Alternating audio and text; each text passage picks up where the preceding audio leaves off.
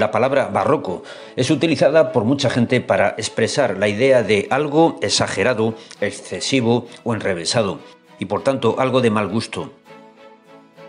Sí, con frecuencia vemos la palabra barroco utilizada en tono despectivo o peyorativo, como sinónimo de algo complejo, contradictorio, artificioso, pomposo, sofisticado o ambiguo.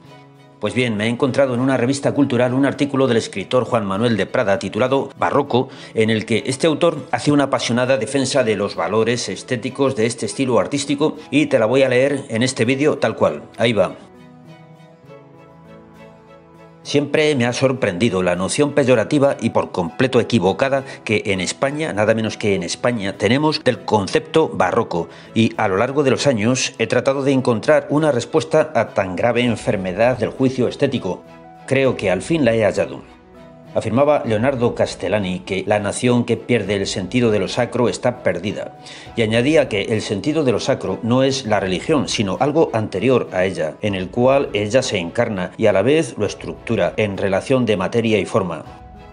La pérdida de este sentido de lo sacro dificulta sobremanera el entendimiento de las realidades naturales que, despojadas de su entraña sobrenatural, se vuelven antinaturales, según la divulgada sentencia de Chesterton. Esta pérdida del sentido de lo sacro, uno de los signos más clamorosos de decadencia de los pueblos, aflige muy crudamente nuestros estudios académicos, que en el mejor de los casos se quedan reducidos a hojarasca erudita, cuando no a mero refrito y morralla derivativa. De ahí que la mayoría de los estudios dedicados al barroco adolezcan del mismo mal que impide la comprensión cabal de una realidad cultural que no es mera reacción al clasicismo, ni tampoco degeneración o agotamiento del mismo, sino la plasmación artística de una determinada concepción del hombre y de su lugar en el mundo, que no es solo teoría, ni sistema filosófico, ni siquiera cosmovisión en el sentido moderno de la palabra, sino más bien arte teológico en el sentido más hondo de este concepto. Un arte a la vez apasionado y místico, que trata de expresar la tensión dramática entre el destino sobrenatural, glorioso del hombre y su concreta circunstancia terrenal, por lo común poco gloriosa.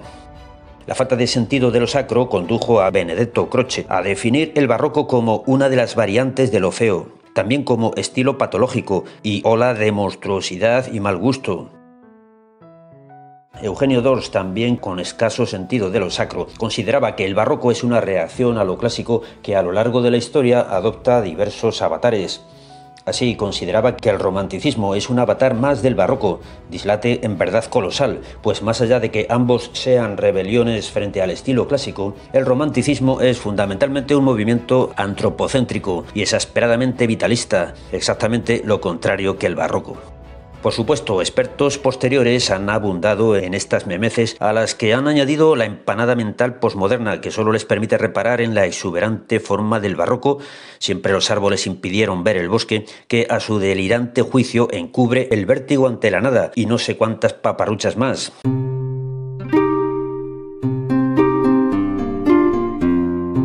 Así, el fondo dramático del barroco es sustituido por un mero culto a las formas, y su estética es percibida únicamente como una pérdida del equilibrio logrado por las formas clásicas y como un cúmulo de laberínticas interrogaciones sin respuesta que el artista barroco resuelve contradictoriamente porque se haya perdido en una espiral nihilista que encubre su fatal pesimismo.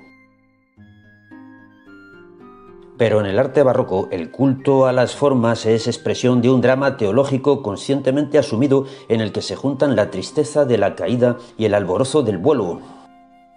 Por eso en las creaciones barrocas hallamos a un tiempo culto a las formas que vuelan y a las formas que se hunden, en un abrazo abarcador a la naturaleza humana, lastrada por el pecado y sin embargo codiciosa de su heredad celeste.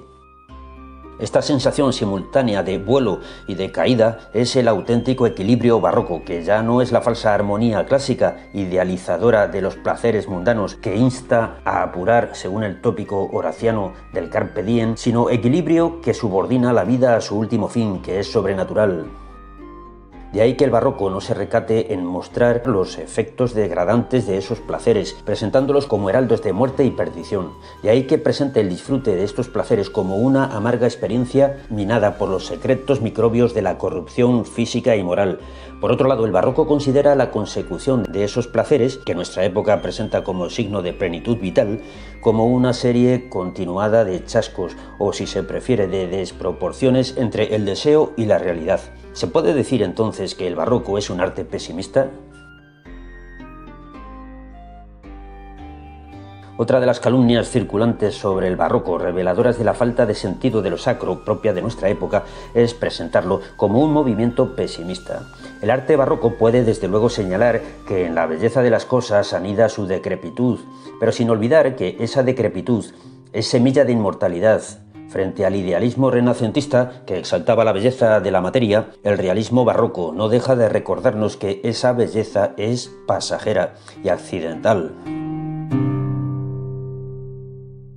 Apenas una fugitiva apariencia en la que late secretamente la fealdad, un falso esplendor en el que palpita la gangrena del tiempo, heraldo del dolor y de la muerte.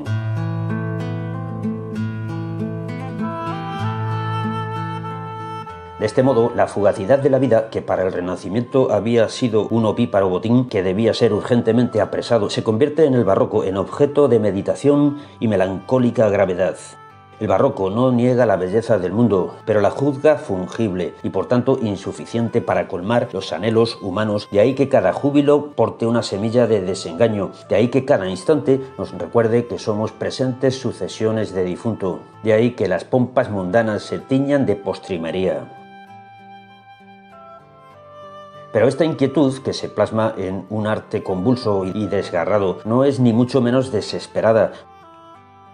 Junto a las formas que pesan y arrastran al hombre hacia la tierra, el barroco celebra las formas que vuelan e impulsan al hombre hacia el cielo, y ambas formas entablan un combate desgarrador. El hombre está lastrado por las consecuencias del pecado original, pero para superar esa condición frágil cuenta con una inyección de sobrenaturalidad, cuenta con la acción de la gracia peleando con el barro con que ha sido modelado. En el arte barroco, lo sacro y lo profano entablan un combate formidable, el pecado y la conversión, la carnalidad más escabrosa y el misticismo más sublime disputan el protagonismo, haciendo del ser humano y de la naturaleza entera una enconada palestra que parece a punto del rompimiento. Frente a los arquetipos idealizados del Renacimiento, el barroco fija su atención en cada figura humana, en cada acción humana, en cada gesto humano, con exagerada minucia. Sabe que en el libre albedrío de cada hombre se dirime su destino, sabe que en las más asquerosas realidades de la vida puede anidar la redención, sabe que en la gusanera está prefigurada la gloria.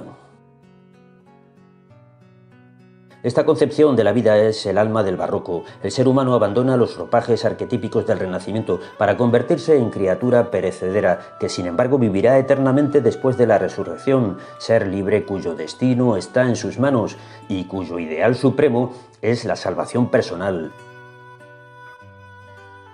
El barroco no es, como lo percibe torpemente Eugenio d'Ors, un estilo que florece en los finales de los periodos clásicos, alejandrino, plateresco, churrigueresco, etc., sino en la profunda raíz humana de las formas expresivas españolas que traslada una emoción religiosa a la materia, que inunda la literatura y el arte del desgarro y la tensión que anidan en la salvación de cada individuo. No es un mero estilo superador de las formas renacentistas, no es un estilo ostentoso o exaltado contrapuesto al estilo equilibrado o sereno del clasicismo, no es un cambio de las formas lineales a otras más libres o recargadas. Mucho menos es vértigo ante el vacío, como pretenden tratadistas huérfanos del sentido de lo sacro. El barroco es un impulso ascendente, contrastado, sin embargo, con la sensación de ser arrastrado hacia abajo. Su esencia última es un anhelo de infinito concebido desde la conciencia de nuestra finitud y debilidad terrenales. Y esta contradicción aparente se resuelve a veces de forma tremenda y desaforada, solo a veces, pues el arte barroco tiene sobrados exponentes de equilibrio, desde Lope a Murillo, en una especie de sublime locura que aspira a fundirse con la eternidad. El barroco nos muestra, en fin, que una conciencia desgarradamente carnal de finitud y fragilidad puede, sin embargo, albergar un ansia de abrumadoras grandezas. Y este contraste entre la realidad terrena y la realidad sobrenatural, ofrecido a veces en medio de una turbamulta confusa, otras a través de una serena gravedad, crea una majestuosa tensión que el arte nunca había sido capaz de plasmar antes. El barroco es un arte espiritualizado que trata de alzarse sobre la mera materia sin renunciar a ella, sin prescindir de ella, como tantas veces había probado antes y probarían después las más diversas corrientes estéticas idealistas. El barroco, en fin, es el signo de la genialidad española. Llamadme pues escritor barroco, no se me ocurre otro elogio más encendido. Bueno, aquí se acaba este vídeo, volveremos el próximo domingo. Te recuerdo que sigue disponible el libro que publiqué el año pasado con una selección de los mejores vídeos de este canal. Se titula El arte que viene. Ahí abajo tienes un enlace para conseguirlo.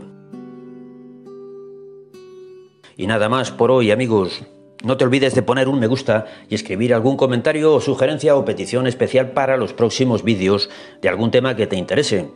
Y suscribirte, por supuesto. Y si ya estás suscrito, a lo mejor te puedes plantear apoyar este canal en mi página de Patreon desde $1 al mes. Hasta el próximo vídeo. Adiós.